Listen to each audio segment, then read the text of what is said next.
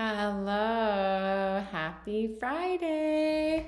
So, I wanted to pop on quickly and just chat a little bit more about thoughts.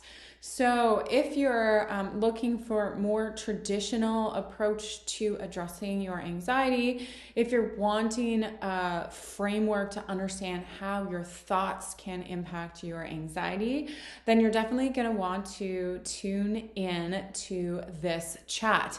So, this is something that I actually talk about in my 12-week program called the Holistic Anxiety Fix. And this program actually looks at healing anxiety from both a mindset perspective, an environmental perspective, as well as a gut perspective. So we come at it at all angles. And today I'm going to be giving you a little sneak peek of what we talk about in the Holistic Anxiety Fix around mindset, specifically around CBT or cognitive behavior therapy. So if you're somebody who finds that, you're worrying a lot about things happening, I know that some of you have already expressed to me that a big thing for you is health anxiety. And this is particularly big with COVID-19. So you wake up in the morning and you do like a full body scan and wonder like, oh my goodness, how am I feeling today? How does this feel? How does this feel?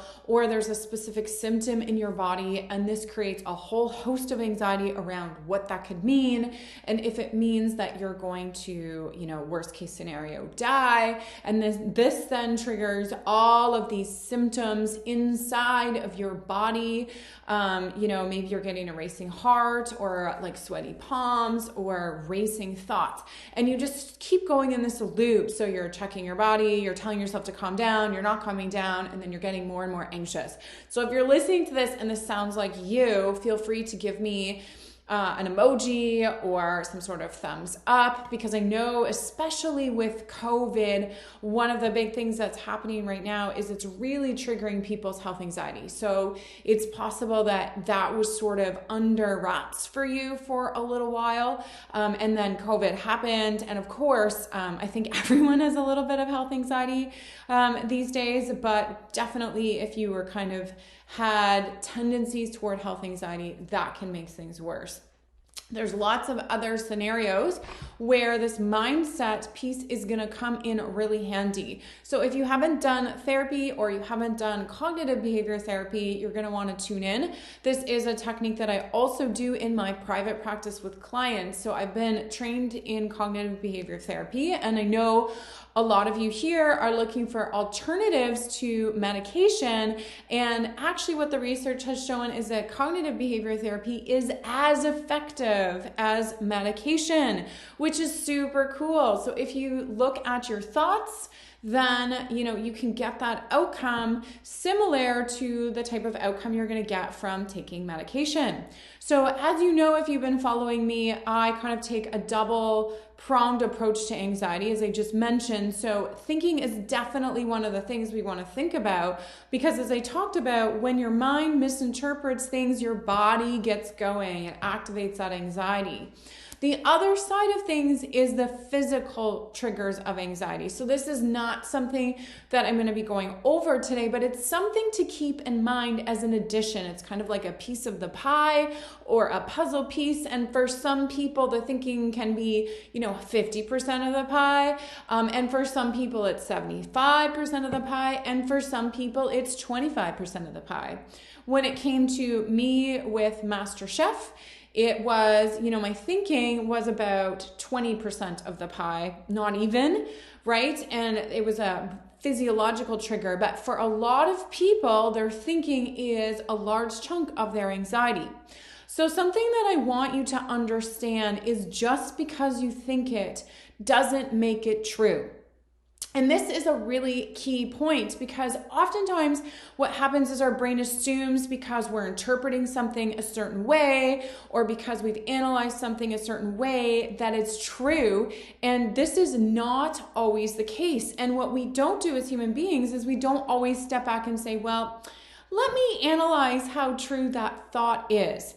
And the problem is a lot of the thoughts that we have are so automatic that they're not within our conscious awareness. So we think these things, and then, we make a judgment based on what we're thinking, and then we respond, but we don't even realize we've done that loop.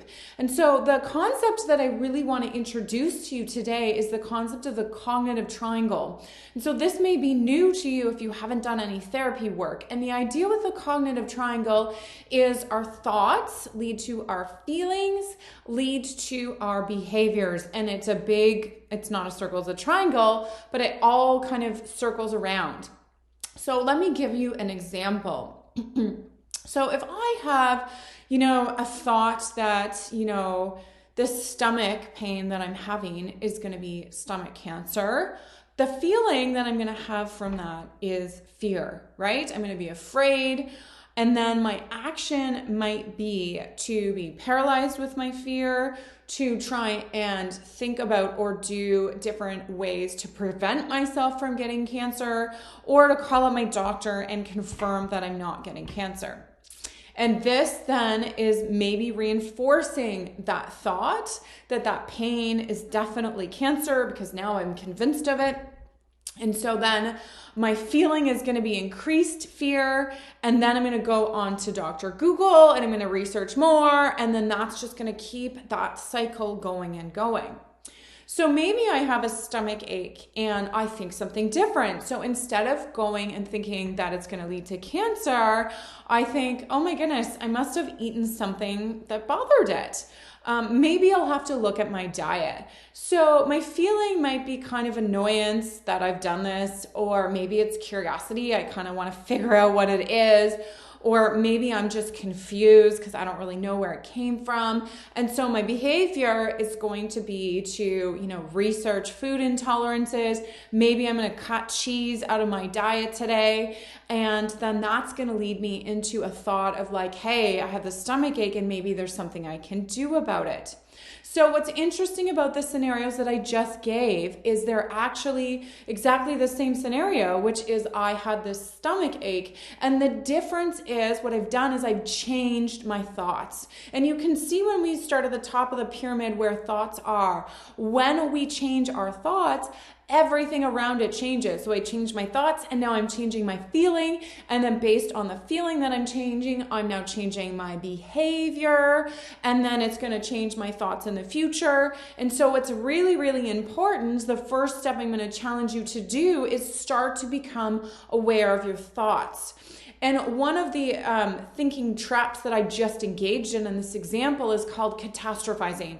And that's where I think of the worst case scenario. So right away when I had a stomach ache, I thought, oh my gosh, I had cancer and I'm going to die. And so that's the thinking error. I've made a mistake, an error in interpreting the situation, and that is where you need to begin when you're going into this kind of idea of looking at your thoughts. So the first step is awareness. So I'd love to hear from you. Is this something you've tried before? Have you applied this technique in your life? What are some of the, thinking traps you think you get into? Let me know below.